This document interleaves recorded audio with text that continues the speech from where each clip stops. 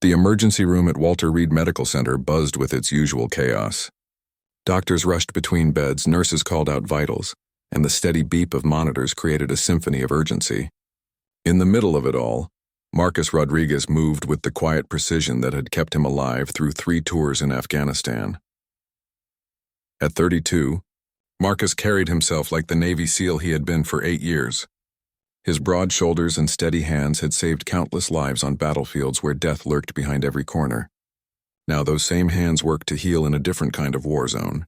The transition from combat medic to civilian nurse had not been easy, but Marcus found purpose in helping wounded warriors who understood the weight of carrying invisible scars. The fluorescent lights overhead cast harsh shadows across his weathered face as he checked on his patients. Each bed held a story of sacrifice, courage, and the brutal cost of freedom. Marcus knew these stories because he lived one himself. The shrapnel scar running down his left arm served as a constant reminder of the IED that had ended his military career 2 years ago. His shift was nearly over when the ambulance doors burst open. 2 paramedics rushed in, wheeling a gurney that carried a young woman in military uniform. Her face was pale, eyes closed, and blood stained the fabric of her desert camouflage. Marcus stepped forward automatically, his training taking over as he prepared to help transfer her to a treatment bed. The attending physician, Dr. Sarah Chen, quickly assessed the incoming patient while calling out orders. The woman appeared to be in her mid-20s with dark hair pulled back in a regulation bun. Her breathing was shallow and monitors showed signs of internal bleeding. As the medical team worked to stabilize her, Marcus noticed something that made his blood run cold. There, sewn onto the shoulder of her uniform, was a patch he recognized all too well. The distinctive emblem of the 75th Ranger Regiment stared back at him, its black and gold colors slightly faded from wear. Marcus felt his hands begin to tremble, a reaction he had not experienced since his last firefight in Kandahar. The Rangers were elite. They were the soldiers who went where others could not, who fought the battles that never made the news. Marcus had worked alongside them during his deployments, had seen their dedication and sacrifice firsthand. But seeing this particular patch brought back memories he had spent 2 years trying to forget. The woman on the gurney stirred slightly, her eyelids fluttering as consciousness threatened to return. Dr. Chen continued her examination, noting multiple contusions and what appeared to be internal injuries consistent with an explosion. The patient's dog tags read Sullivan K and listed her blood type as O-negative. Marcus found himself frozen, staring at the emblem that had triggered something deep within his mind. The busy emergency room seemed to fade around him as images flashed behind his eyes. Sand and smoke, the sound of helicopters overhead, the face of a young ranger who had bled out in his arms despite everything Marcus had done to save him. "Marcus, I need you over here," Dr. Chen called, snapping him back to the present. She was preparing to insert an IV line and needed assistance holding the patient steady. Marcus forced his legs to move, though they felt like they were made of lead. As he approached the bed, the woman's eyes opened slightly. They were green, the color of sea glass, and filled with pain and confusion. She tried to speak, but only a weak whisper escaped her lips. Marcus leaned closer, his professional instincts overriding his personal turmoil. "You're safe," he told her quietly, his voice steady despite the storm raging inside him. "You're at Walter Reed. We're going to take good care of you." The woman's gaze focused on his face, and for a moment Marcus saw something flicker in her eyes. Recognition? No, that was impossible. They had never met. But there was something familiar about her features, something that tugged at the edges of his memory. Dr. Chen successfully inserted the IV and began administering pain medication and fluids. The woman's vitals stabilized slightly, but she would need surgery to address the internal bleeding. As the medical team prepared to move her to the operating room, Marcus found himself studying her face more closely. There was strength there, even in unconsciousness. The kind of quiet determination that marked those who had seen combat and survived. Her hands, though scraped and bruised, bore the calluses of someone who knew weapons and hard work. This was a warrior, someone who understood the weight of duty and sacrifice. As they wheeled her toward the elevator, Marcus caught another glimpse of the Ranger patch. The sight of it brought back a flood of memories he had worked hard to suppress. He remembered the young soldiers he had treated, their stories of missions that pushed them beyond human limits.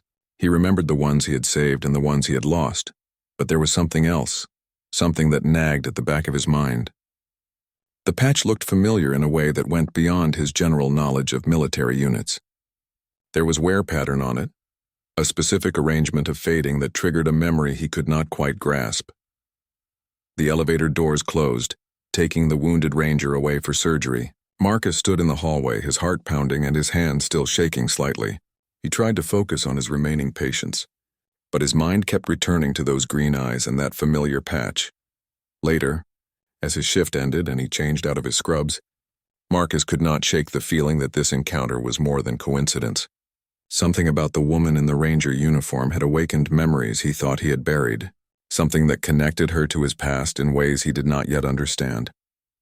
Walking to his car in the pre-dawn darkness, Marcus made a decision.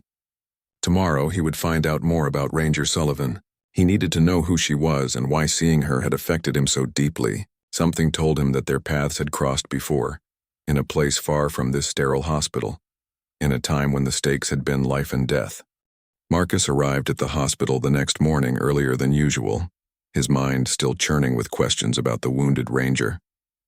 He had barely slept, his dreams filled with fragmented images of desert operations and faces he could not quite place. The familiar weight of unresolved memories pressed down on him as he made his way to the ICU. Ranger Sullivan had survived the surgery, Dr. Chen informed him during the morning briefing. The internal bleeding had been repaired, but she remained unconscious due to a severe concussion. Her condition was stable but critical, and she would need careful monitoring over the next few days. Marcus volunteered to be assigned to her case, telling Dr. Chen that his military background would help him better understand and treat a wounded service member. It was partially true, but the real reason was the gnawing need to understand why seeing her had shaken him so deeply. The ICU was quieter than the emergency room, filled with the soft whoosh of ventilators and the steady beeping of monitors. Marcus found Ranger Sullivan in bed 7, still unconscious but breathing on her own. Her face was less pale than the night before, and the doctors had cleaned the blood from her hair, revealing auburn strands that caught the morning light. As Marcus checked her vitals and adjusted her IV, he studied her more closely. She was probably around 25, with the lean build of someone who maintained military fitness standards. Her hands, now bandaged, showed evidence of recent combat training. Fresh calluses on her palms suggested she had been handling weapons regularly, and there was a small scar on her knuckle that looked like it came from rappelling. The ranger patch on her uniform had been removed during surgery, but Marcus remembered every detail of it. The wear pattern that had seemed so familiar still bothered him. He had seen thousands of military patches during his deployments, but this one felt different, personal somehow. During his lunch break, Marcus made his way to the hospital's military liaison office.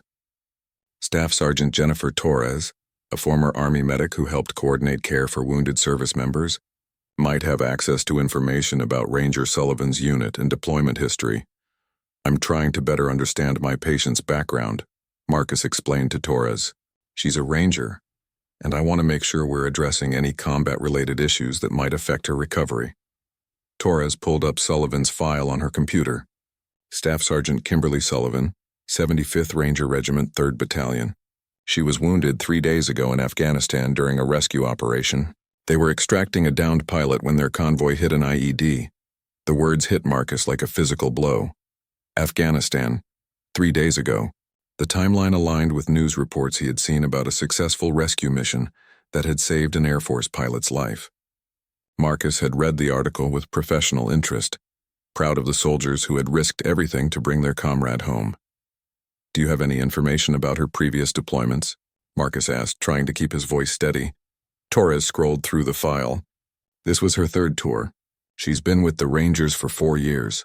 Deployed twice to Afghanistan and once to Iraq. Highly decorated. Purple Heart, Bronze Star with V device, and a Silver Star for gallantry. Marcus felt something click in his mind. A Silver Star was not awarded lightly. It required extraordinary heroism under fire, the kind of action that created legends within the special operations community. He wondered what she had done to earn such recognition. "Do you know which specific operations she was involved in?" Marcus pressed. Torres hesitated. "Some of that information is classified, but I can tell you she was part of several high-profile rescue missions. Her unit specializes in personnel recovery in hostile territory. As Marcus walked back to the ICU, pieces of a puzzle began forming in his mind. Personnel recovery, rescue missions, Afghanistan. The time frame of her deployments overlapped with his own service, and the Rangers frequently worked with SEAL teams on joint operations. Back at Ranger Sullivan's bedside, Marcus found himself studying her face again. There was something about her features that tugged at his memory, something just beyond his conscious recall. He had treated many wounded soldiers during his deployments, but faces tended to blur together in the chaos of combat medicine. That afternoon, as Marcus was adjusting Sullivan's position to prevent bed sores, she stirred for the first time since surgery. Her eyelids fluttered, and she made a soft sound that might have been an attempt to speak. Marcus immediately checked her pupils and vital signs, noting improved responsiveness. "Ranger Sullivan, can you hear me?" he asked quietly. "You're in the hospital. You're safe." Her eyes opened slowly, those familiar green eyes that had haunted his thoughts. She looked around the room with confusion, her gaze finally settling on Marcus's face. For a moment they simply looked at each other, and Marcus felt that strange sense of recognition again. "Water," she whispered, her voice hoarse from the breathing tube that had been removed earlier. Marcus helped her take small sips from a cup, watching as awareness gradually returned to her eyes. She tried to sit up, but he gently restrained her. "Easy," he said. "You've been through surgery. You need to take it slow." Sullivan's gaze moved to his hospital ID badge, reading his name. "Marcus Rodriguez," she said slowly, as if testing the words. "That name, do I know you?" The question sent a chill down Marcus's spine. He studied her face intently, searching for any clue that might unlock the mystery of why she seemed familiar. "I don't think so," he replied carefully. "I'm a nurse here at Walter Reed. I've been taking care of you since you arrived." But even as he said it, Marcus was not entirely convinced. There was something in her eyes, a flicker of recognition that mirrored his own confused familiarity. Had their paths crossed in Afghanistan? Had he treated her or someone from her unit? Sullivan closed her eyes, clearly exhausted from the brief conversation. "The mission," she murmured. "Did we get him out?" "The pilot?" "Yes," Marcus assured her. "The pilot made it home safely. Your mission was successful."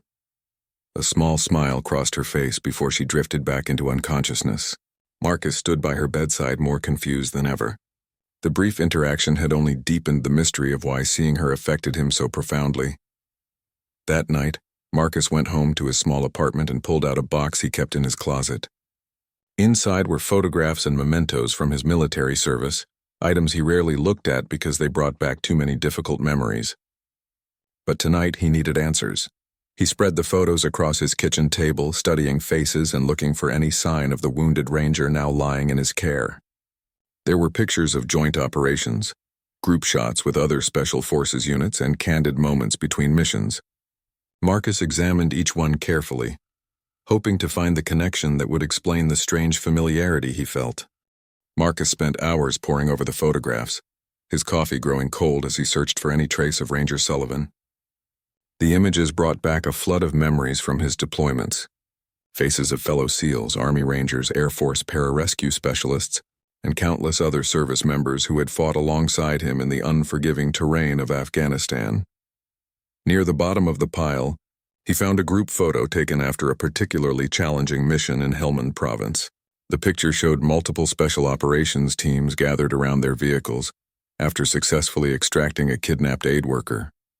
Marcus remembered the operation clearly because it had taken 3 days of careful planning and coordination between different units. As he studied the faces in the photograph, his eyes stopped on a figure in the background. A young woman in ranger gear, her face partially obscured by combat goggles and dust, but the build and posture looked familiar. Marcus grabbed a magnifying glass and examined the image more closely. The woman's uniform bore the distinctive patch of the 75th Ranger Regiment, and though her face was not clearly visible, something about her stance reminded him of the wounded soldier now in his care. Could this be Sullivan? The timeline would match her deployment history, but the image was too unclear to be certain. Marcus set the photograph aside and continued searching. In another image taken during a medical training exercise with Ranger units, he found something that made his heart race. There, in the corner of the frame, was a clearer shot of a female ranger participating in combat medical training. The woman's face was turned slightly toward the camera, and Marcus could see enough of her features to know it was definitely Sullivan. But it was not just her presence in the photograph that shocked him. Marcus remembered that training exercise vividly, because it had been the day before one of the most dangerous missions of his career. The same mission that had earned him his second Purple Heart, and ultimately led to his medical discharge from the Navy. The memories came flooding back with painful clarity. His SEAL team had been tasked with rescuing a captured intelligence officer, being held in a Taliban compound deep in enemy territory. The mission required coordination with Ranger units who would provide perimeter security and extraction support. Marcus remembered the pre-mission briefing, where he had been introduced to the various team leaders.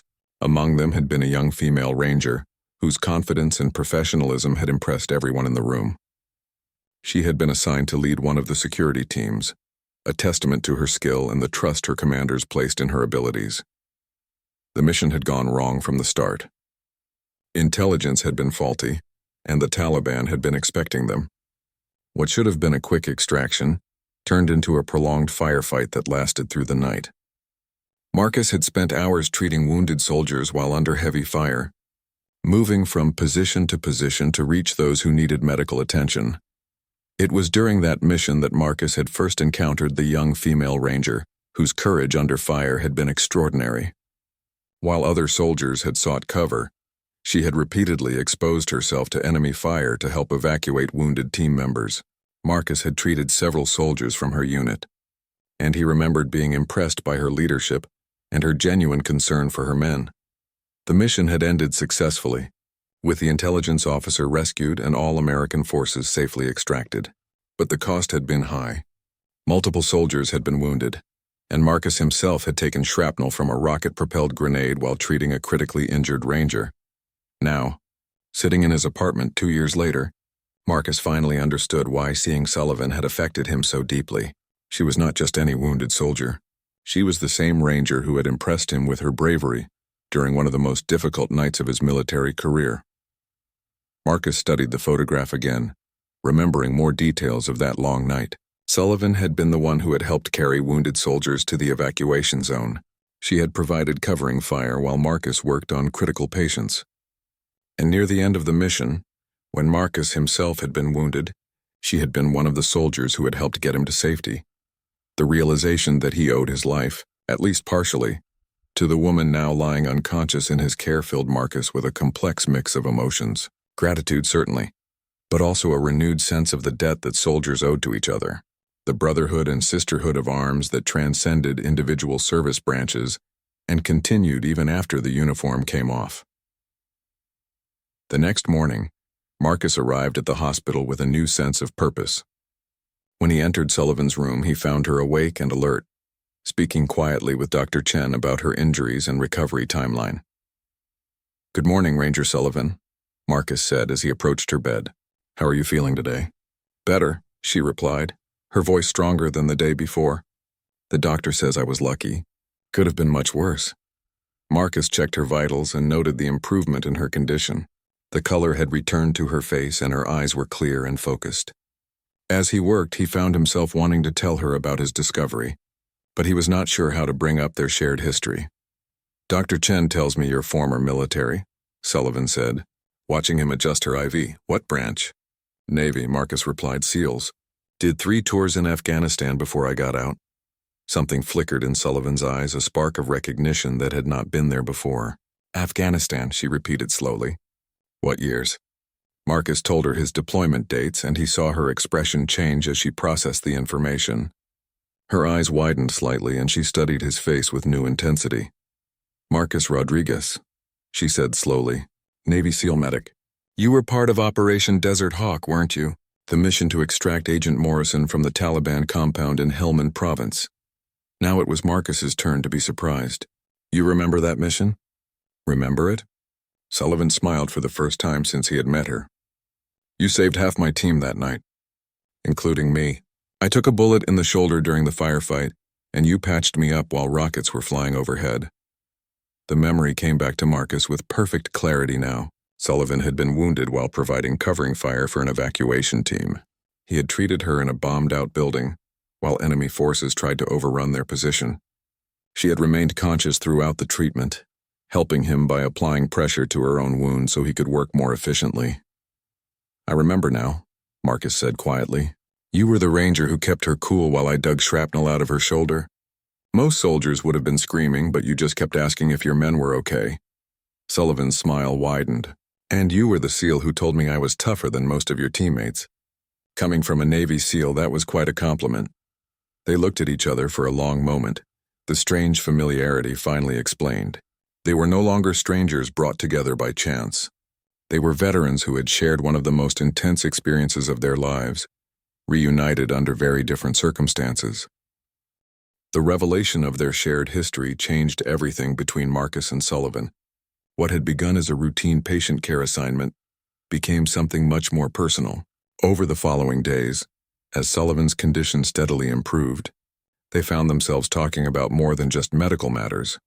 Marcus learned that Sullivan's full name was Kimberly, though everyone called her Kim. She had grown up in a small town in Montana, the daughter of a rancher who had taught her to shoot before she could ride a bicycle. Her decision to join the army had surprised everyone who knew her, but military service had given her a sense of purpose she had never found in civilian life. Kim, for her part, discovered that Marcus had not adjusted to civilian life as smoothly as his professional demeanor suggested. Despite his competence as a nurse, he struggled with the transition from the intensity of special operations to the routines of hospital work. The injury that had ended his military career had been more than physical damage. It had severed his connection to the only life he had known for 8 years. "Do you miss it?" Kim asked one afternoon as Marcus helped her with physical therapy exercises. Her shoulder wound from their shared mission had healed completely, but the recent injuries required careful rehabilitation. Marcus considered the question while helping her stretch her injured arm. "Parts of it," he admitted. "The teamwork. The sense that what we were doing really mattered. But not the fear or the violence." Kim nodded, understanding. "I used to think I would be a lifer. 20 years in retirement. But after this last mission, I'm not so sure anymore." Marcus looked at her with surprise. Kim struck him as the epitome of a dedicated soldier, someone who lived and breathed military service. "What changed?" Kim was quiet for a moment, staring out the hospital window at the peaceful Maryland countryside. "We lost someone on that mission. The one where I got wounded. A young ranger named Danny Martinez. He was just 19, fresh out of training. I was supposed to keep him safe." The pain in her voice was unmistakable. Marcus recognized it because he carried similar guilt about soldiers he had been unable to save. It was a burden that many veterans shared but rarely discussed. "It wasn't your fault," Marcus said gently. "In combat, you can do everything right and still lose people. That's the nature of war." "Everyone keeps telling me that," Kim replied. "But knowing it intellectually and feeling it emotionally are two different things."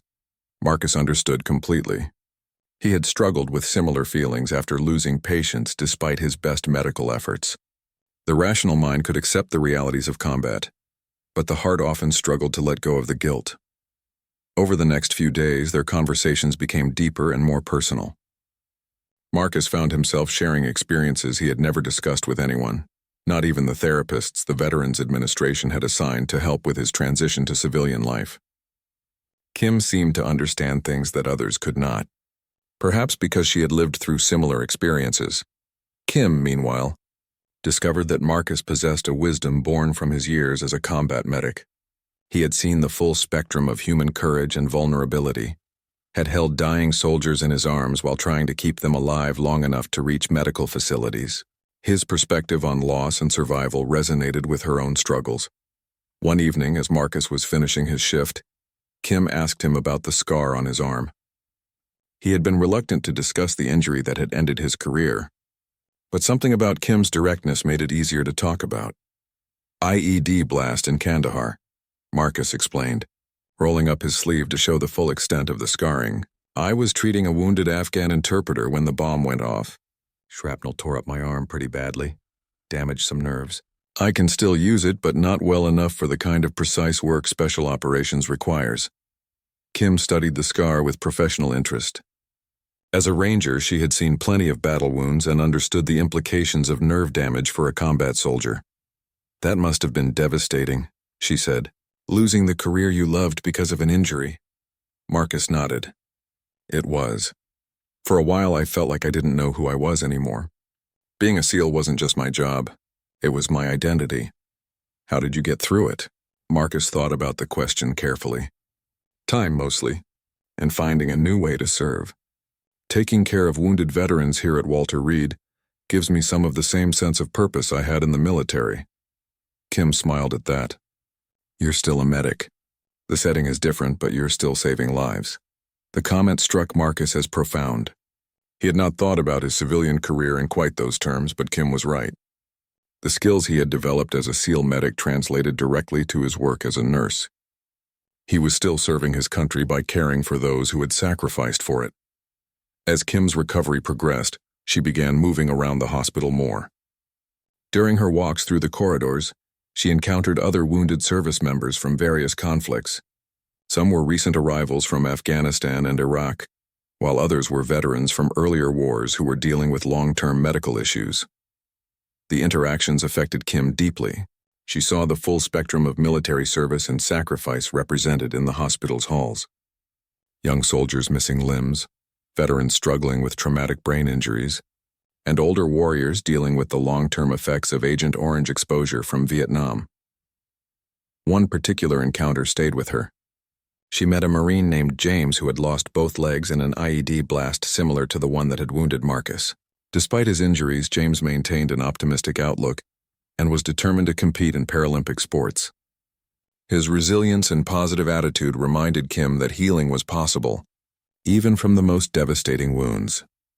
During a conversation with Marcus about these encounters, Kim realized something important about her own situation. "I've been so focused on what I lost," she said. "My sense of invincibility, my certainty about my career, even that young ranger who died. But maybe I need to focus on what I still have." Marcus understood what she meant. Recovery, whether from physical injuries or emotional trauma, often required a shift in perspective. Instead of mourning what was lost, survivors had to learn to appreciate what remained and build upon it. "What do you still have?" Marcus asked. Kim considered the question. "My skills. My experience. The knowledge I've gained from 4 years of military service. And most importantly, the desire to continue serving others even if it's not in the same way." As Kim spoke, Marcus realized that he was witnessing something remarkable. The confident, competent ranger he had treated 2 years ago was emerging from the wounded, uncertain soldier who had arrived at Walter Reed. Kim was finding her way back to herself, not by returning to who she had been, but by discovering who she could become. The realization made Marcus examine his own journey more carefully. Perhaps his transition from military to civilian life was not the ending he had thought it was, but rather a transformation into something new and equally valuable.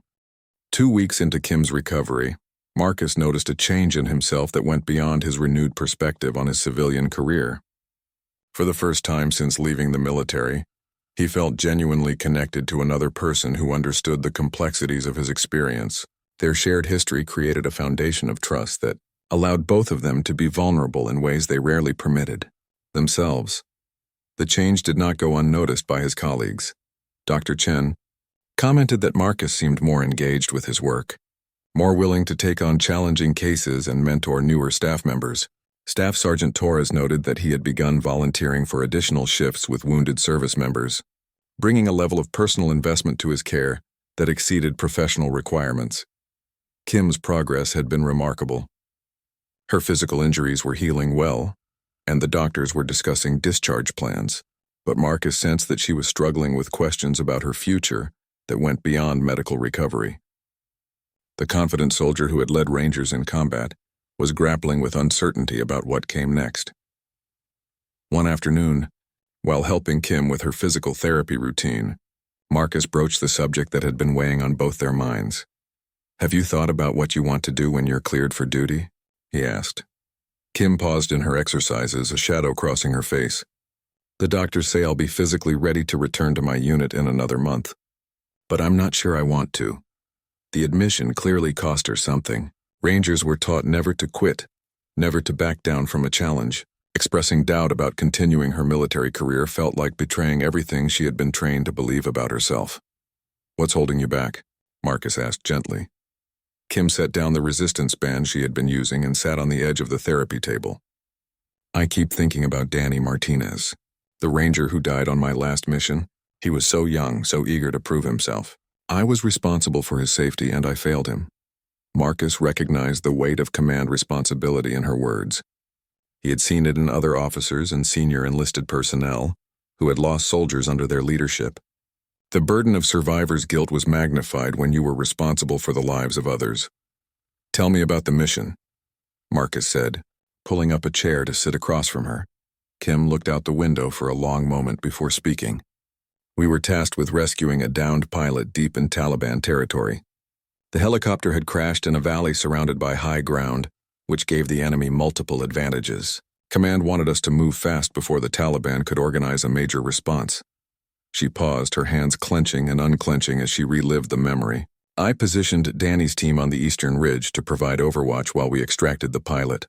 It should have been a relatively safe position, but intelligence had missed a cave system that allowed enemy fighters to get behind our perimeter." Marcus waited patiently as Kim gathered herself to continue. He had learned that healing sometimes required talking through traumatic events, even when it was painful.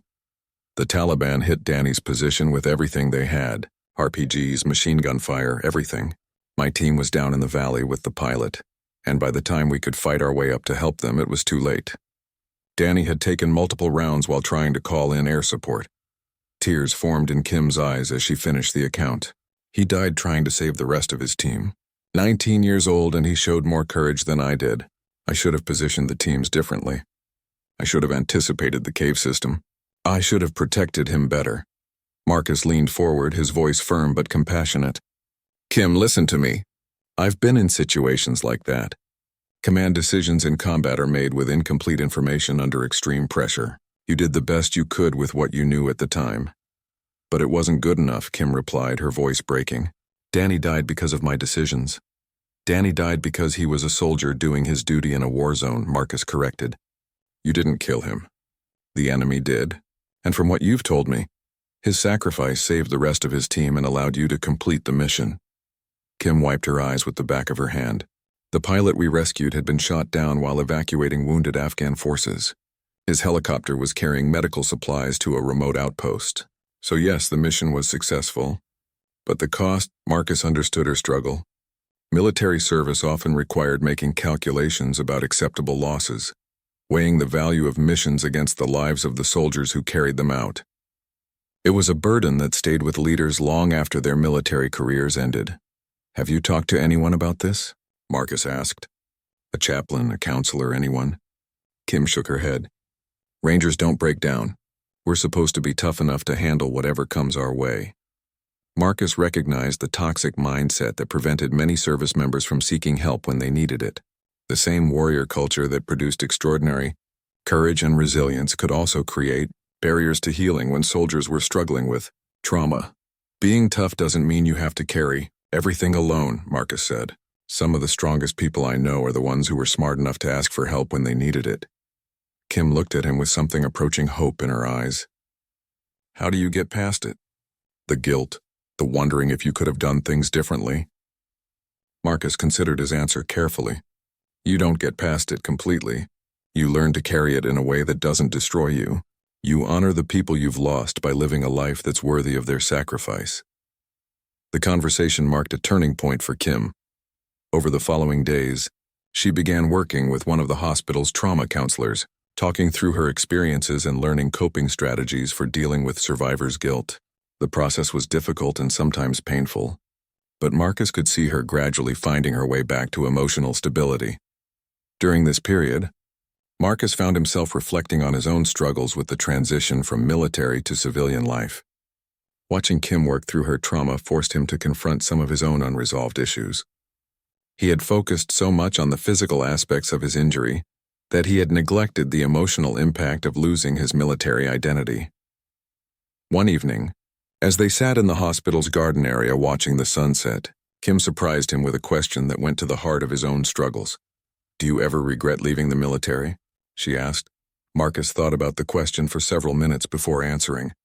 I regret the circumstances that forced me to leave. But I'm starting to think that maybe my time as a SEAL was preparing me for what I'm doing now. Kim nodded thoughtfully. I've been thinking about that too. Maybe our experiences in combat give us something valuable to offer other veterans who are struggling. The idea resonated with Marcus in a way that surprised him. He had always thought about his nursing career as a way to continue serving, but he had not considered the unique perspective his military background brought to caring for wounded warriors. "What are you thinking?" he asked. Kim turned to face him, and Marcus could see a spark of determination returning to her eyes. "I'm thinking that maybe there's a way to serve that doesn't involve carrying a rifle anymore. Maybe our real mission is helping other veterans find their way back to themselves." The idea hung in the air between them, both recognizing the potential significance of what Kim had suggested. Marcus felt something shift inside him, a sense of purpose that went beyond his individual healing to encompass a broader vision of service. "You're talking about something bigger than just our own recovery," Marcus said slowly. Kim nodded. "I've met so many wounded veterans here. They're all struggling with the same questions we are. How do you rebuild your identity when the thing that defined you is gone? How do you find meaning in civilian life when nothing seems as important as the mission you left behind?" Marcus had observed the same patterns among the patients he treated. Physical wounds often healed faster than emotional ones, and many veterans struggled with depression, anxiety, and a sense of disconnection from civilian society. Traditional medical care addressed their physical needs, but the deeper issues often went untreated. "What would that look like?" Marcus asked, genuinely curious about Kim's vision. Kim's eyes brightened as she began to articulate an idea that had been forming in her mind for days. Some kind of program that pairs recovering veterans with others who have successfully made the transition. Not just counseling, but practical mentorship. People who understand what it's like to lose your military identity and have found a way to build something new. The concept made immediate sense to Marcus. He thought about the countless conversations he had with patients who felt lost and purposeless after leaving the military. Professional counselors could provide technical expertise, but there was something powerful about hearing from someone who had walked the same path and found a way forward. "Peer support," Marcus said, the pieces of the idea coming together in his mind. Veterans helping veterans. We could provide mentorship, job training, even help with practical things like translating military skills to civilian careers. Kim's enthusiasm was infectious. Exactly. And we could focus specifically on combat veterans, people who have had the most difficulty adjusting. We understand their experiences in ways that civilian counselors never could. As they talked, both Marcus and Kim realized they were discussing more than just a program for other veterans. They were talking about a path forward for themselves, a way to transform their own struggles into something that could help others. "We would need to get proper training," Marcus said, his practical nature asserting itself. "Counseling certification, program development, funding. It wouldn't be easy." Kim smiled, and Marcus saw a glimpse of the confident ranger leader who had impressed him during their mission in Afghanistan. "Nothing worthwhile ever is. But we have something most people don't. We have credibility with the population we want to serve. When we tell a veteran that recovery is possible, they'll believe us because we've been where they are." The conversation continued late into the evening, with both of them contributing ideas and building on each other's suggestions. By the time they parted ways, they had outlined the basic framework for what would eventually become the Phoenix Foundation, a nonprofit organization dedicated to helping combat veterans transition to meaningful civilian careers. Over the following weeks, as Kim's discharge date approached, they refined their ideas and began researching the practical requirements for starting such an organization. Marcus discovered that his nursing background would be valuable for understanding the medical aspects of veteran care, while Kim's leadership experience and combat credentials would help her connect with struggling veterans. The project gave both of them a sense of purpose that had been missing since their respective injuries. For Marcus, it represented a way to use his military experience and medical training in service of a cause that felt deeply personal. For Kim, it offered an opportunity to honor Danny Martinez's memory by ensuring that other veterans received the support they needed to survive and thrive after leaving the military. As Kim's final week at Walter Reed began, both she and Marcus realized that their chance encounter had become something neither of them had expected. What had started as a routine medical case had evolved into a partnership that promised to change both their lives and potentially the lives of countless other veterans. The wounded ranger and the SEAL medic had found each other at exactly the moment when both needed to discover that their stories were far from over. Their next chapter would be written together, in service of those who had served their country and now needed help finding their way home. 6 months after Kim's discharge from Walter Reed, Marcus found himself standing in a converted warehouse in Alexandria, Virginia, watching construction crews put the finishing touches on what would become the Phoenix Foundation's first facility. The space buzzed with activity as contractors installed modular office walls, computer stations, and a conference room designed to accommodate group therapy sessions. The journey from their late-night conversation in the hospital garden to this moment had been filled with challenges neither of them had anticipated. Securing nonprofit status required navigating a maze of bureaucratic requirements. Finding funding meant pitching their idea to skeptical grant committees and potential donors who questioned whether two veterans without formal business experience could successfully run an organization, but they had persevered, driven by their shared conviction that combat veterans needed advocates who truly understood their experiences. Marcus had used his savings from his military service and nursing career to help fund the initial startup costs, while Kim had leveraged her military contacts to build a network of supporters within the veteran community. The breakthrough had come when Dr. Patricia Williams, a prominent psychiatrist who specialized in PTSD treatment, agreed to serve as the Foundation's clinical director. Dr. Williams had been impressed by their peer support model and believed it could fill a critical gap in veteran mental health services. The medical community has known for years that peer support can be incredibly effective for trauma recovery, Dr. Williams had explained during their first meeting.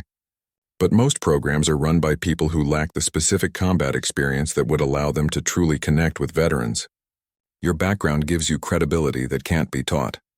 With Dr. Williams' endorsement, the Phoenix Foundation had attracted attention from several major veterans organizations and ultimately secured a significant grant from a private foundation established by a tech billionaire whose brother had been killed in Iraq.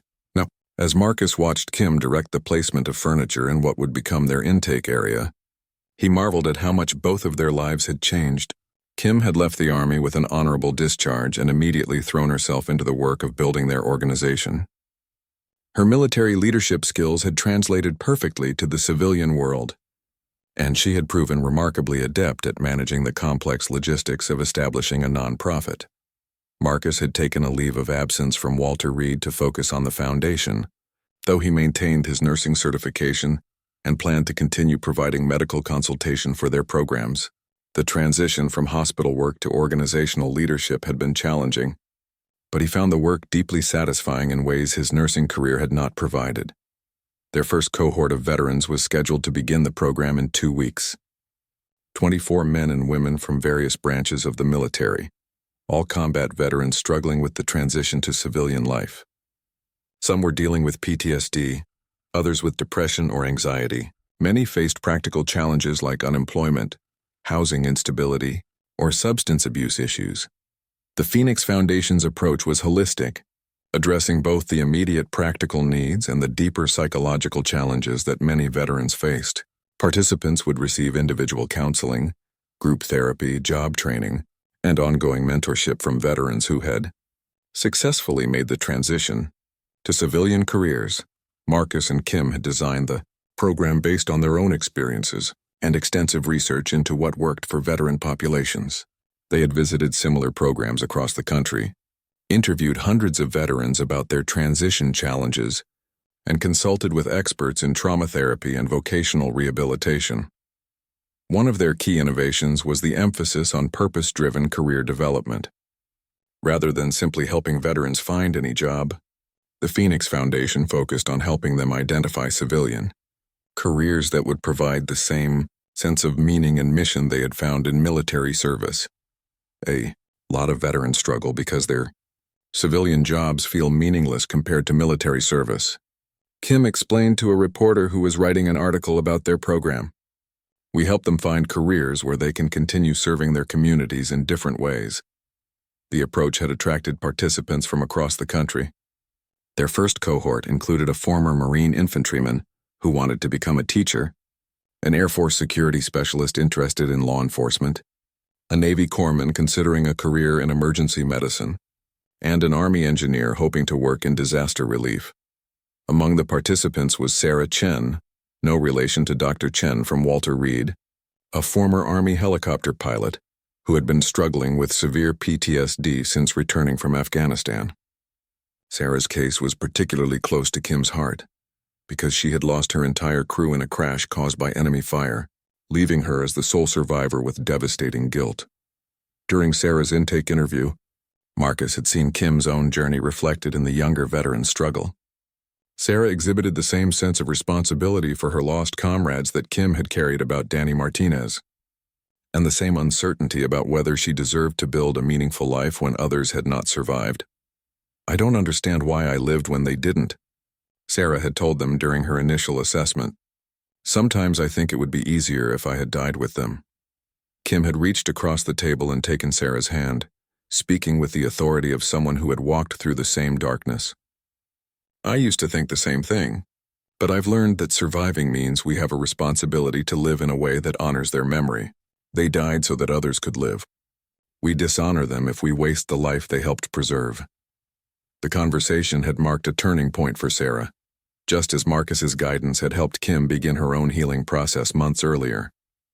Watching Kim provide the same kind of support to another struggling veteran that she had received reinforced Marcus's belief in the power of peer counseling.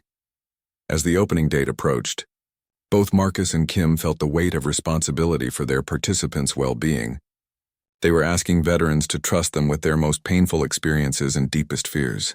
The program's success or failure would directly impact the lives of people who had already sacrificed so much for their country.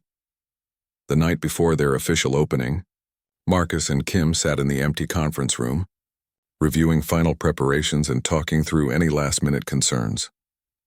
The space that had been chaotic with construction activity earlier was now quiet and ready to welcome its first group of participants. "Are we ready for this?" Kim asked, a hint of nervousness in her voice that surprised Marcus. Throughout the months of preparation, she had projected complete confidence in their mission. Marcus looked around the room they had created together, thinking about the journey that had brought them to this moment. Two wounded veterans who had found each other by chance and discovered a shared purpose that gave meaning to their pain. "I think we're as ready as we'll ever be," he replied. "We've done everything we can to prepare. Now we just have to trust that our experience and training will be enough to help them." Kim nodded, but Marcus could see she was still wrestling with doubt. He understood her concerns because he shared them. They were about to take responsibility for guiding other veterans through some of the most difficult challenges any person could face. "What if we fail them?" Kim asked quietly. "What if our program doesn't work and someone gets hurt because we weren't good enough?" Marcus recognized the echo of Kim's guilt about Danny Martinez in her question. Despite all her progress in therapy, she still carried the fear of being responsible for others' suffering. "Then we'll learn from our mistakes and do better next time," Marcus said firmly. "But Kim, we're not trying to save everyone. We're just trying to give them tools and support they need to save themselves. The same way you helped me find a new sense of purpose and I helped you see that Danny's death wasn't your fault." Kim smiled, some of the tension leaving her shoulders. "When did you become so wise?" Marcus laughed. "Probably somewhere between getting blown up in Afghanistan and meeting a stubborn ranger who refused to give up on helping other veterans."